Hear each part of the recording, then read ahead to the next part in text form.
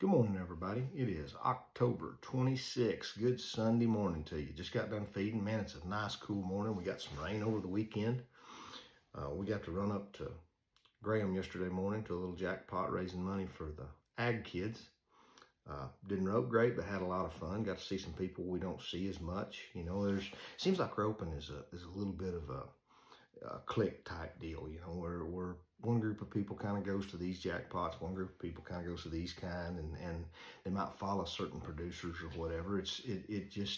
It's amazing how we all know each other and we're all fairly tight knit, but we all might go to, you know, we just have certain places we prefer to go.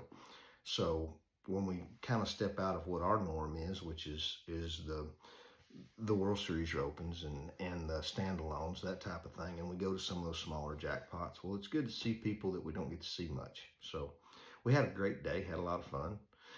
Got back, went to church, got to see some old good friends.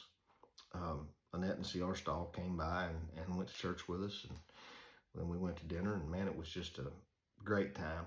Got to hang out with some solid people, and they are that. Annette and CR are solid people.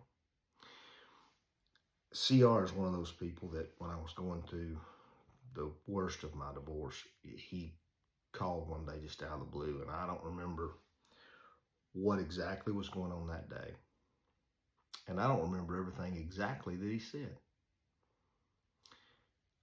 But I do remember the phone call, and I remember how much it meant to me at the time. See, and this is for all of you that called or stopped me and said, hey, we've been through this. We understand, and you're not the only person who's ever been through it. You're not alone. It just seems like it. You're not alone. Keep praying, keep in that Bible, keep doing what you're doing. You know, just don't let it drive you to drinking and throwing a fit. And all those people, I want to tell you something about coming home from the Women Trash Rodeo Finals. We were coming through southern Oklahoma, and we stopped at one of those rest areas and convenience stores and stuff in the center of the interstate. Whipped in there, and they had a dog park, and so we let the dogs out, and I watched the dogs while Candace went in the restroom. She came back out. She watched the dogs while I went in there. Well, I followed a young man in there, a little boy. He's a little over waist high. He's just easing in there to go to the restroom. He goes and he pushes the door open into a stall, and there's a guy sitting on the stall. And I suppose the stall door didn't work because evidently this guy was already pretty perturbed about it. He launches into cussing this little kid. And I mean, he lets this kid have it to the point I just stepped in front of the kid, and me and him had us a little come to Jesus. And here's the thing that bothered me the most about that. Is that kid probably won't remember that fella. That kid probably won't remember anything about that situation, but he'll never forget how that fella made him feel. We as Christians, we as human beings, need to remember when we go through our day not to leave somebody with the feeling of, I don't want anything to do with that type of person. Now, all of these folks who called, texted, stopped me to talk to me, I told that story to say, I'll never forget how you made me feel. I'll never forget your support, and I'll never forget you. And you guys will always have a special place in my heart, and I thank you, all of you. And I'm sure that there's some people that Candace feels the same way about. It's amazing to me how you can feel so alone in a situation like that.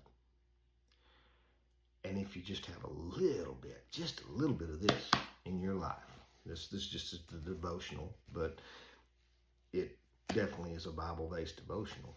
If you just have a little of it in your life, it's as if God sends you people you need at the right time.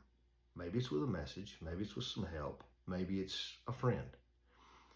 But right when you think you're the most alone, especially the older I get, I see places where he shows up.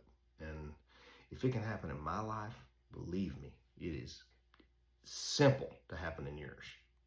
Let's get into it. Jesus Calling for October the 26th. Come to me when you're hurting, and I'll soothe your pain. Come to me when you're joyful, and I'll share your joy, multiplying it many times over. I'm all you need, just when you need it. Your deepest desires find fulfillment in me alone. This is the age of self-help. Bookstores abound with books about taking care of number one, making oneself the center of all things. The main goal of these methodologies is to become self-sufficient and confident. You, however, have been called to take a road less traveled, continual dependence on me. True confidence comes from knowing you are complete in my presence. Everything you need has its counterpart in me. Yes, improve yourself. Help from up there, that's the first way to start. Was for me. Was for me. You're going to think this is a little extreme, but there's no telling where I'd have been had God not showed up when he did in my life. I mean, basically, I was looking at scorched earth around me. And in walks,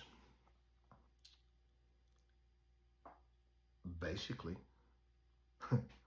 in walks the good Lord into my life. And he brought it in the form of a pushy woman. But I'm going to tell you something, that's what it was going to take. And it has afforded my life a whole lot of peace. It can do the same for you. Now, I am going to tell you this. Something that's come to my attention and first and foremost on my mind this morning.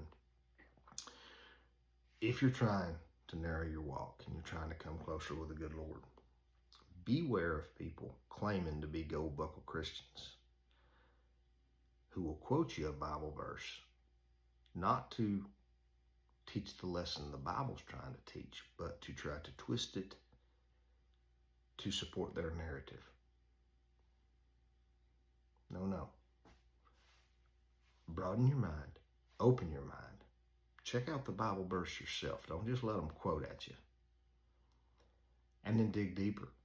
Find out what the real meaning is, not just what some person's narrative is, because none of us want to be following fake news.